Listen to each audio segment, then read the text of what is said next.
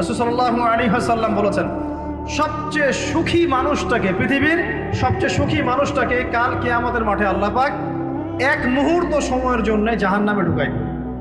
কতটুকু সময়? এক মুহূর্ত। আল্লাহ পাক জানেন কতটুকু সময়। এরপর তাকে বের করে বলবেন, দুনিয়াতে সুখে ছিলা? সে বলবে, আল্লাহ সুখ কি জিনিস আমি জানি না, সুখ কাকে বলে আমি জানি না, সুখ কি আমি সেটা জানি না। আল্লাহ সুখ কাকে বলে আমি সেটা জানি না। আর এই পৃথিবীর সবচাইতে নির্যাতিত, নিপীড়িত এবং দুঃখ ক্লেশে ভরা মানুষটাকে আল্লাহ পাক এই এক মুহূর্তের জন্য জান্নাতে ঢুকে দিয়ে বের করে নিয়ে আসবে। বলবেন যে দুনিয়াতে দুঃখে ছিলা, কষ্টে ছিলা? এই ব্যক্তি বলবে, আল্লাহ কষ্ট কি জিনিস আমি জানি না, কষ্ট কাকে বলে আমি কষ্টের সংজ্ঞাই জানি না। এই ব্যক্তির তাকদিরে কি হবে পরে? এই ব্যক্তি জান্নাতের ওই আরফ নামক জায়গায় দাঁড়িয়ে থাকবে, চেহারাটা ঘুরিয়ে দেওয়া হবে জাহান্নামীদের দিকে। সে বলবে যে আল্লাহ চেহারাটা খালি আমাকে জান্নাতের দিকে ঘুরায় দাও, আমি জান্নাতে যেতে চাচ্ছি না, খালি চেহারাটা ঘুরায় দাও, বাস এনাফ। আল্লাহ বলুন, আর কিছু চাবো না? তো না, আর কিছু চাবো না। ঠিক আছে, চেহারা ঘুরাই দিও। এবার চেহারা জান্নাতের দিকে ঘুরে আসে, জান্নাতের ঘ্রাণ, জান্নাতের নেয়ামতের স্নিগ্ধতা সব পাচ্ছে সে। এবার বলছে, আল্লাহ শুধু দরজার কাছে নিয়ে যেয়ে রেখে দাও, ঢুকতে চাবো না। আল্লাহ বলবেন যে এইবার কথা দিয়ে কথা রাখবা? ঠিক আছে, জান্নাতের দরজার সামনে গিয়ে রেখে দাও। ও বেচারা দরজা ধরে দাঁড়ায় আছে, চিন্তা করবে, ও ভাববে, ওই সময় সে ভাববে, হাদিসে এত স্পেসিফিকলি আসছে, সে ভাববে আর কিভাবে আল্লাহকে বলবো, আল্লাহ তো এতদূর পর্যন্ত নিয়ে আসলেন। এরপর বলবে যে জাস্ট একটু উকি দিব, আল্লাহ খালি একটু উকি দিতে, ঢোকানোর দরকার না, খালি উকি দিব। আল্লাহ পাক বলবেন, দেখো আদম সন্তান, তোমরা কিন্তু কথা খুব কম রাখো। আদম সন্তান, তোমরা কথা দিয়ে কথা রাখতে পারো। ওই যে আদম আলাইহিস সালামকে বলা হয়েছিল না, ওয়ালা তাকরাবা হাযিহি শাজারা, তোমরা গাছের কাছে যেও না, তাও তারা গাছের কাছে চলে গেলেন। তোমরা কথা দিয়ে কথা রাখো না। এবার উকি দিয়ে সে বলবে, আল্লাহ এতদূর যখন নিয়ে আসছো, আল্লাহ আমাকে আর এখান থেকে দূরে ঠেলে দিও না, আমাকে ঢুকাই দাও আল্লাহ জান্নাতে। আল্লাহ পাক তাকে জান্নাতে ঢুকাই দিবেন এবং এই দুনিয়ার চাইতে 10 গুণ বড় জান্নাত তাকে দিবেন ইনশাআল্লাহ। তাহলে আমরা বুঝতে পারলাম যে দুনিয়ার বাস্তবতা কি আর আসল প্রকৃত সাফল্য কাকে বলে। আরেকটা কথা বলি, এক ব্যক্তিকে জাহান্নামের শাস্তি দেওয়া হবে বছরের পর বছর, অনেক বছর, অনেক বছর। কত বছর আল্লাহ ভালো জানেন, কারণ জাহান্নামের উপর থেকে ছেড়ে দেওয়ার পরে জাহান্নামের তলায় গিয়ে পৌঁছাতেই মানে কত হাজার হাজার বছর পার হয়ে যাবে মানুষ জানে না। এত গভীর জাহান্নাম, এত গভীর। আমরা তো এখন নাসাকে ইলাহ বানিয়ে নিয়েছি, নাসা যা বলে তাই বিশ্বাস করি। ও বলে মঙ্গলে পানি আছে, আমরা বলি হ্যাঁ পানি আছে। ও বলে চাঁদে এই আছে, আমরা বলি হ্যাঁ সেই আছে। নাসা যদি এখন বলে জাহান্নাম নামে একটা জায়গা আছে, কালকে দেখবেন সব মানুষ বিশ্বাস করছে জাহান্নাম নামে একটা জায়গা আছে। এটা হলো যে সায়েন্সকে আমরা এখন উপাস্য বানাচ্ছি, এটা একটা শিরক, আধুনিক শিরক। আধুনিক আরো শিরক আছে, আল্লাহর হালালকে হারাম করা, আল্লাহর হারামকে হালাল করে দেওয়া। ওইদিকে আমি যাচ্ছি না। এখন পড়তে পড়তে পড়তে একটা জায়গায় তাকে দাঁড় করিয়ে দেওয়া হবে, আযাব দেওয়া হবে, আযাব দেওয়া হবে, আযাব দেওয়া হবে। এক পর্যায়ে সে চিৎকার করতে থাকবে, ইয়া মান্নান ইয়া হান্নান, ইয়া মান্নান ইয়া হান্নান। এভাবে চিৎকার করতে করতে, এগুলো আল্লাহ পাকের নাম। এগুলো কি আল্লাহ পাকের নাম। আল্লাহ পাক বলবেন, দেখো জাহান্নামের অতল গভীরে কোন আমার বান্দা আমাকে ডাকছে, কি হাজত তার, নিয়ে আসো। ওকে জিজ্ঞাসা করা হবে কি প্রয়োজন। সে শাস্তির অভিযোগ করবে, শাস্তির অভিযোগ করে তাকে বলবে যে আমার এই শাস্তি আমি সহ্য করতে পারছি না, আল্লাহ আমাকে এইটা দাও, সেটা দাও আমাকে, আমি যেখানে থাকি সে থাকার জায়গাটা ভালো না, আমি যেখানে বসি বসার জায়গা ভালো না। এরকম অনেক কথা বলতে থাকবে। আল্লাহ পাক তখন তার গুনাহগুলোকে স্মরণ করাবেন, মানে তার এই অবস্থা কেন হলো এটা স্মরণ করাবেন। এবার সে ব্যক্তি পিছনে ফিরে, তাকে আবার পাঠিয়ে দেওয়া হবে, যাও পিছনে ফিরে যাও। তো যেতে যেতে সে তাকাবে পিছনে ফিরে, বারবার তাকাবে আর বলবে, আল্লাহ তোমার রহমতে আমাকে একবার সেখান থেকে তুমি বের করে নিয়ে আসছো, আল্লাহ দ্বিতীয়বার আমাকে সেখানে পাঠাও। আমি তোমার রহমতের আশা রাখি যে তুমি আমাকে মাফ করে দিবা। আল্লাহ পাক বলবেন, আমার রহমতের ওসিলায় সে আমার কাছে চেয়েছে, যাও আমি তাকে মাফ করে দিলাম। এই জাহান্নাম থেকে বের করেও আল্লাহ পাক অনেক মানুষকে কি করবেন, জান্নাতে দিবেন ইনশাআল্লাহ। একজন ব্যক্তির কথা আসছে, 99টা খুন করেছে, তওবা করার সুযোগ আছে কিনা খুঁজতে গিয়েছে। এক আবেদ যে ইবাদত করে, আলেম না আবেদ, সে বলেছে কোনো মাফ নাই, ওকেও হত্যা করে 100 পূর্ণ করেছে। পরে অন্য এক আলেমের কাছে গিয়ে তওবা করেছে, আল্লাহ পাক তার জান কবজের সময় ফেরেশতাদের দূরত্বকে পরিমাপ করে এই ওসিলায় আল্লাহ রাব্বুল আলামিন তাকে মাফ করে দিলেন। আরেক ব্যক্তিকে মাফ করেছেন আল্লাহ রাব্বুল আলামিন, যে তার সন্তানদেরকে বলেছিল আমি মারা গেলে আমার লাশটাকে পুড়িয়ে ফেলবা, অর্ধেক ছাই বাতাসে ভাসিয়ে দিবা, অর্ধেক ছাই সাগরে ভাসিয়ে দিবা, বাতাসে উড়িয়ে দিবা, সাগরে ভাসিয়ে দিবা। আল্লাহ পাক ছাই জড়ো করেছেন, করে বলেছেন কেন করেছো এই কাজ? সে বলবে মিন খাশিয়াতিকা ইয়া রাব্বি, হে আল্লাহ তোমার ভয়ে কাজ করেছিলাম, আর তুমি খুব ভালো করে জানো হে আল্লাহ আমি তোমার ভয় করেছি না অন্য কোনো কারণে করেছি। আল্লাহ পাক তাকে বলবেন যাও আমি তোমাকে মাফ করে দিলাম। এক নারীর কথা আসছে, ব্যভিচারী মহিলা, জিনা করে, পতিতা মহিলা, একটা কুকুরকে পানি পান করিয়েছে, আল্লাহ তাকে মাফ করে দিয়েছে। আর একজন লোকের কথা আসছে যে তার বন্ধুকে এতটুকু বলেছিল, একজন ব্যক্তি তার বন্ধুকে এতটুকু বলেছিল যে আল্লাহ তোকে কোনোদিন মাফ করবে না, আল্লাহ তোকে কোনোদিন মাফ করবে না। এরকম কথা কিন্তু আমরা অনেকে বলে ফেলি। আল্লাহ পাক মৌতের পরে এই দুই ব্যক্তিকেই ডাকবেন, কিয়ামতের মাঠে ডাকবেন, এটা বারজাগে হয়েছে। বলবেন আমার রহমত নিয়ে কথা বলার ইখতিয়ার তোমাকে কে দিয়েছে? আমি কাকে মাফ করব কাকে করব না এই কথা বলার ইখতিয়ার তোমাকে কে দিয়েছে? আজকে আমি তাকে মাফ করে দিলাম, তোমাকে জাহান্নামে দিয়ে দিলাম, যাও। অতএব আল্লাহ রাব্বুল আলামিনের এই বিশাল রহমত আমরা পাবো আশাবাদী ইনশাআল্লাহ। এই কারণে আমাদের প্রথম যে বিষয়টা ফোকাস করতে হবে, আল্লাহ রহমত পেতে হলে আমাদের অবশ্যই বস্তুবাদিতা ত্যাগ করতে হবে। আল্লাহ পাক দুনিয়া পছন্দ করেন না, দুনিয়ার মোহে যারা ডুবে থাকে আল্লাহ এদেরকে পছন্দ করেন। দুনিয়া প্রয়োজন, যতটুকু আমার দরকার আমি করব, যতটুকু প্রয়োজন নাই এই বিষয়টা আমি পেতেই হবে, চাই চাই আরো চাই, হ্যাঁ দু হাতে চাপাও হাত পেতে নাও, ঋণ করে ঘি খাও, এইসব দর্শনের ধার ধারবো না আমরা ইনশাআল্লাহ। আমাদের দুনিয়া চলে গেলে যাক, বাকির খাতা পূর্ণ হোক ইনশাআল্লাহ তাআলা। আর এই দুনিয়াতে এসেছি আল্লাহর ইবাদত করার জন্য। শিখলাম, জানলাম, বুঝলাম ইবাদত মানে শুধুমাত্র নামাজ, রোজা, হজ, যাকাত নয়। এগুলো অবশ্যই ইবাদত, এগুলোই ইবাদত নয়, বরং আমাদের জীবনের প্রতিটা কাজই ইবাদত।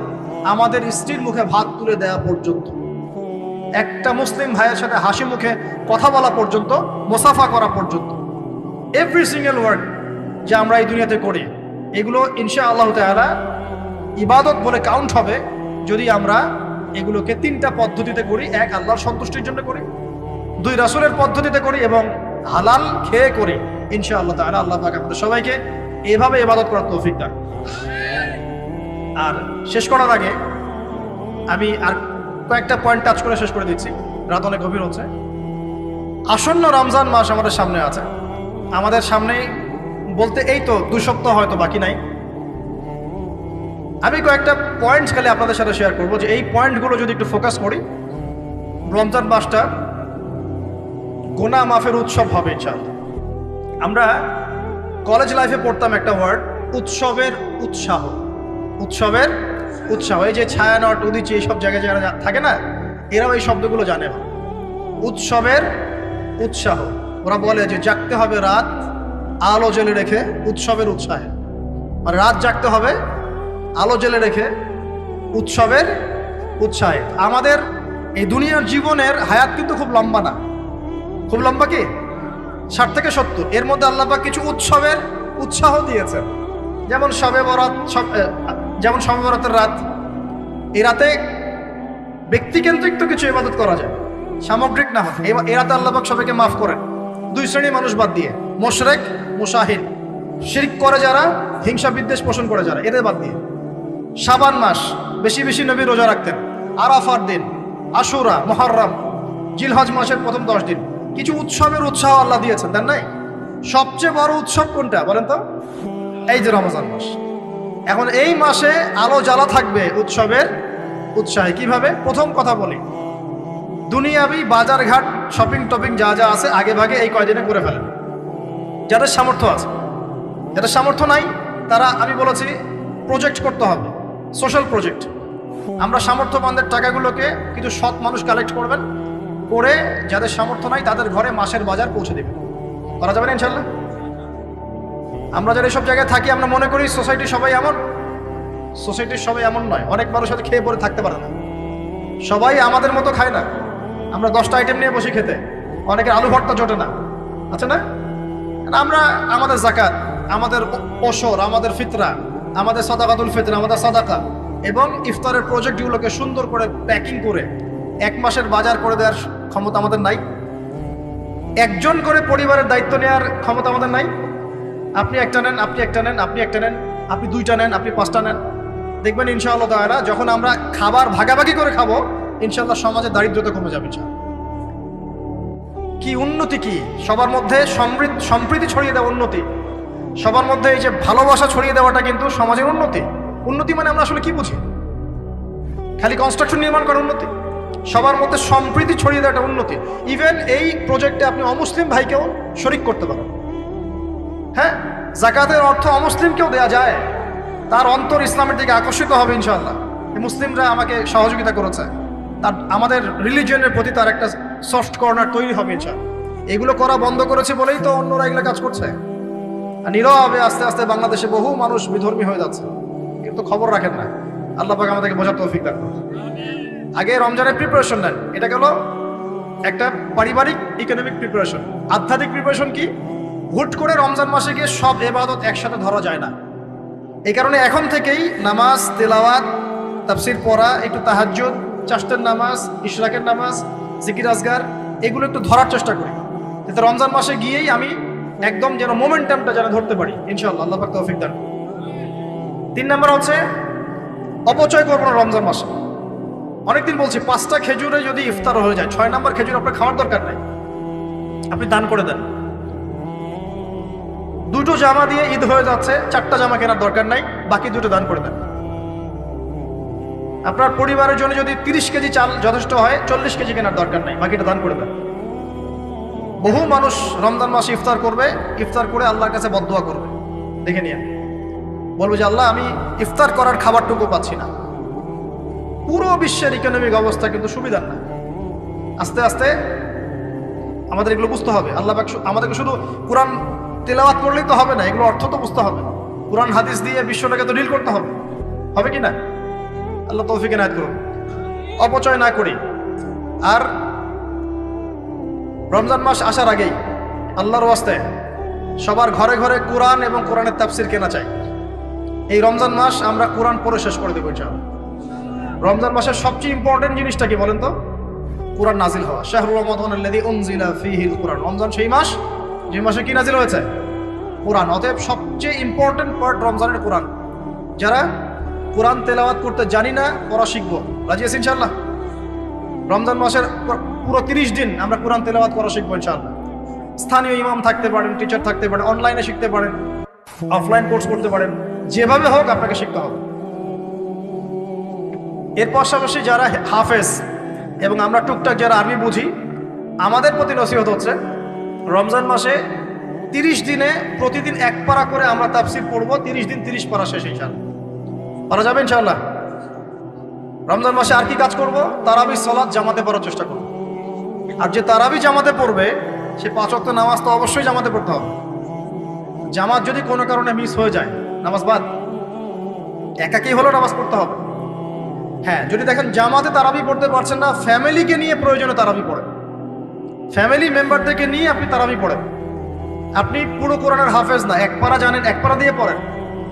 আপনি 20টা সূরা জানেন, একটা সূরা বারবার রিপিট করে করে পড়েন। নামাজটাকে ধীরস্থিরভাবে লম্বা করেন, রাসূলুল্লাহ সাল্লাল্লাহু আলাইহি ওয়াসাল্লামের মতো তিনি লম্বা করে ধীরস্থিরভাবে রমজান মাসে কিয়াম করতেন। আল্লাহ আমাদের তৌফিক দান করুন। আর যাকাত যাদের ফরজ হয়েছে রমজান মাসে অবশ্যই যাকাতগুলো দিয়ে দিব ইনশাআল্লাহ। যাকাত নিয়ে ডিফারেন্ট লেকচার আসবে ইনশাআল্লাহ, অনলি যাকাতের উপরে। যাকাত নাই, ইসলামিক অর্থনীতির ভিত্তি থাকবে না। যাকাত প্রতিষ্ঠা না করতে পারলে চিরস্থায়ীভাবে সমাজ থেকে দারিদ্রতা দূর করা যাবে না, কোনোভাবেই যাবে না। আপনি অ্যাডাম স্মিথের বই সমাজে কায়েম করে ছেড়ে দেন, তারপরেও দেখবেন যে সমাজে দারিদ্রতা দূর হচ্ছে না 100%। যতক্ষণ পর্যন্ত মুহাম্মদ সাল্লাল্লাহু আলাইহি ওয়াসাল্লামের ছেড়ে যাওয়া এই যাকাত ভিত্তিক অর্থনীতি প্রতিষ্ঠা না করতে পারছে। আমি চ্যালেঞ্জ করলাম, অ্যাডাম স্মিথের বই দি ওয়েলথ অফ নেশন আপনি প্রতিষ্ঠা করে দেন সমাজের মধ্যে, দেখবেন যে 100% দারিদ্রতা দূর হবে না, কখনো না। মুহাম্মদ সাল্লাল্লাহু আলাইহি ওয়াসাল্লাম রেখে যাওয়া সুন্নত যাকাতটা চালু করে দেন, দেখবেন ইনশাআল্লাহ কেউ না খেয়ে মারা যাবে না ইনশাআল্লাহ। এটা প্র্যাকটিক্যাল। অ্যাডাম স্মিথের জন্ম হয় নাই যখন উমর রাদিয়াল্লাহু আনহু এই যে তার খেলাফত চালাতেন, তখন কি তার জন্ম হয়েছে নাকি? উমর রাদিয়াল্লাহু আনহু যুগে একটা মানুষ দেখাতে পারবেন দারিদ্র সীমা নিচে বাস করে? তখন ওয়েলথের মানদণ্ড কি ছিল? গোল্ড কয়েন, গোল্ড, দিনার, সাহাবীরা ছেড়ে যেতেন দিনার দিরহাম, আমরা ছেড়ে যাই কাগজ। কি ছেড়ে যাই? কাগজ। আর মনে করে অনেক ধন আমার। কি একটা যুগ আসলো, মানুষ কাগজকে ধন মনে করে। সুবহানাল্লাহ। যাই হোক, ওদিকে যাচ্ছি না। যাকাত গুলো দেওয়ার চেষ্টা করে, আল্লাহ পাক সবাইকে তৌফিক দেন। মনে রাখবেন, যে ব্যক্তি নামাজ পড়ে যাকাত দেয় না সে মুসলিম নয়। যে নামাজ পড়ে যাকাত দেয় না, যাকাত অস্বীকার করে, সে মুসলিম নয়। আর যে ব্যক্তি নামাজের ফরজিয়াতকে অস্বীকার করে সেও মুসলিম নয়। নামাজও থাকতে হবে, যাকাতও থাকতে হবে। আল্লাহ পাক তৌফিক ইনায়াত করুন, আমিন। আর সবশেষ কথা হলো, রমজান মাসে আমরা যেটা বুঝি খাবার আর পান করা ছেড়ে দেওয়ার নাম রোজা, এটাও ভুল কনসেপ্ট। শুধু খাবার আর পানীয় ছেড়ে দেওয়ার নাম রোজা বা সওম নয়, বরং আল্লাহ পাকের নিষেধকৃত যাবতীয় কবিরা গুনাহ ছেড়ে দেওয়ার নাম হচ্ছে সওম। সওম রেখে যদি আমি জেনা করি, গার্লফ্রেন্ডের সাথে চ্যাটিং করি, আর ডেটিং করতে যাই, কফি খাই, হ্যাঁ, ইউনিভার্সিটিতে আমি বসে বসে তার সাথে ডেট করি, ফোনে চ্যাট করি, এখানে ওখানে লুকিয়ে লুকিয়ে দেখা করি, মিথ্যা কথা বলি, মাপে কম দেই, সুদ খাই, মিথ্যা কথা বলি, প্রতারণা করি ইত্যাদি, রোজা রেখে যদি এই কাজগুলো আমরা করি, রোজা ভেঙে যাবে। বিশ্বাস করেন, রোজাটা ভেঙে যাবে, রোজা থাকবে না। নবীজি বলছেন, এই রোজা রাখুক বা না রাখুক, আল্লাহর কিছুই যায় আসে না, আল্লাহ পাক দেখবেনই না এর দিকে। সওম মানে আল্লাহ পাকের সমস্ত নিষেধগুলোকে বর্জন করা। একটা মেয়ে রোজা রেখেছে, বেপরদায় বাইরে চলে গেল, সওম হয়নি, সওম ভেঙে গেছে। রোজা রেখেছি, আমি বসে বসে গীবত করলাম, সওম ভেঙে গেল। রোজা রেখেছি, মিথ্যা কথা বললাম, মাপে কম দিলাম, রোজা ভেঙে গেল। আল্লাহ পাক আমাদের সবাইকে সওম রাখার মতো রাখার তৌফিক ইনায়াত করুন বলে আমি। আর সর্বশেষ কথা, এখানে আসতে পেরে আমি নিজেকে খুবই ধন্য মনে করছি, আলহামদুলিল্লাহ। একটা শিক্ষিত মহল পেয়েছি, তাই অনেকগুলো কথা মন থেকে বলে ফেললাম। এর মধ্যে যদি কোনো ভুল ত্রুটি হয়, সেটা আমার পক্ষ থেকে, আর সঠিক বিষয়গুলো আল্লাহ পাকের পক্ষ থেকে। ঢাকাবাসীর জন্য এতটুকু বলবো, বস্তুবাদী হয় না। শহরটা যেন আপনাকে বস্তুবাদী না বানাতে পারে। এখানে আমাদেরকে থাকতে হবে কেন? কারণ যেখানে মক্কা, যেখানে আবু জেহেল, সেখানেই মুহাম্মদ সাল্লাল্লাহু আলাইহি ওয়াসাল্লামের জন্ম হয়। যেখানে ইব্রাহিমের পিতা আজার, সেখানেই ইব্রাহিমের জন্ম হয় নাকি? এবং তারা একটা সময় পর্যন্ত চেষ্টা করতে থাকেন সমাজের মানুষকে সঠিক পথে আনার জন্য। যখন পারেন না, তারপর কি করেন? চলে যান। ইব্রাহিম আলাইহিস সালাম চলে গেলেন, আব্বাকে নসিহত করতে করতে ক্লান্ত, আর বোঝে না। রাসূল সাল্লাল্লাহু আলাইহি ওয়াসাল্লাম একদিন মক্কায় 13 বছর কাজ করলেন। 13 বছর দাওয়াতি কাজ করার পর মক্কার মানুষ আর তাকে সহ্য করে না। সাহাবীদেরকে নিয়ে বেচারা তিনি চলে গেলেন কোথায়? তো আমরা এই শহরে থাকবো ঠিকই, এই শহর যেন আমাদেরকে বস্তুবাদী না বানাতে পারে। দুনিয়ার বেঁচে থাকবো, দুনিয়াকে প্রয়োজন মনে করে, দুনিয়ার পূজায় ডুবে যাব না। যতটুকু প্রয়োজন এতটুকুতে সন্তুষ্ট থাকবো ইনশাআল্লাহ। অবশ্যই দুনিয়ার প্রয়োজন আছে, তবে দুনিয়ার পূজায় ডুবে যাব না, মধ্যমপন্থী থাকার চেষ্টা করবো ইনশাআল্লাহ। আর এই শহরের অন্যতম সমস্যা হচ্ছে সুদ বা রিবা। আল্লাহর ওয়াস্তে রিবা ত্যাগ করার চেষ্টা করেন, আল্লাহ পাক তৌফিক দেন। এই শহরের অন্যতম সেরা সমস্যা বেপরদামি, অশ্লীলতা, হ্যাঁ, বেহায়াপনা এবং ফ্রি মিক্সিং, ফ্যামিলিস্ট রেভলিউশন, নারী পুরুষের পোশাক পরে, পুরুষ নারীর পোশাক পরে, জেনা। শহরটাকে আমরা জেনা শহর বানাচ্ছি আস্তে আস্তে। মাদকের ছয়লাভ হচ্ছে, জেনার ছয়লাভ হচ্ছে, প্রতারণা, করাপশন, আমানতদারিতার অভাব, অবিশ্বাস, চতুর্দিকে অবিশ্বাস, কেউ কাউকে বিশ্বাস করতে পারে না। আল্লাহ পাকের কিছু বড় বড় গজব আসার যে কারণগুলো আছে, এর প্রতিটা কারণ অলরেডি আমাদের উপর ওয়াজিব হয়ে গেছে। কিভাবে বাঁচতে পারি? প্রথমত আল্লাহ পাকের কাছে খাস তওবা করতে হবে। আল্লাহ পাক আমাদের সবাইকে খাস তওবা করে দিনে ফিরে আসার তৌফিক দান। 2 নম্বর, আল্লাহর কাছে আমরা ওয়াদা করব, আল্লাহ, দুনিয়াতে যতদিন বেঁচে আছি তোমার আদেশ, তোমার নবীর আদেশ মেনে চলবো ইনশাআল্লাহ। আমরা জানি 100% পারবো না, যতটুকু পারি চেষ্টা করবো ইনশাআল্লাহ। আর কি করব? দ্বীনের ইলম অর্জন করার চেষ্টা করবো ইনশাআল্লাহ।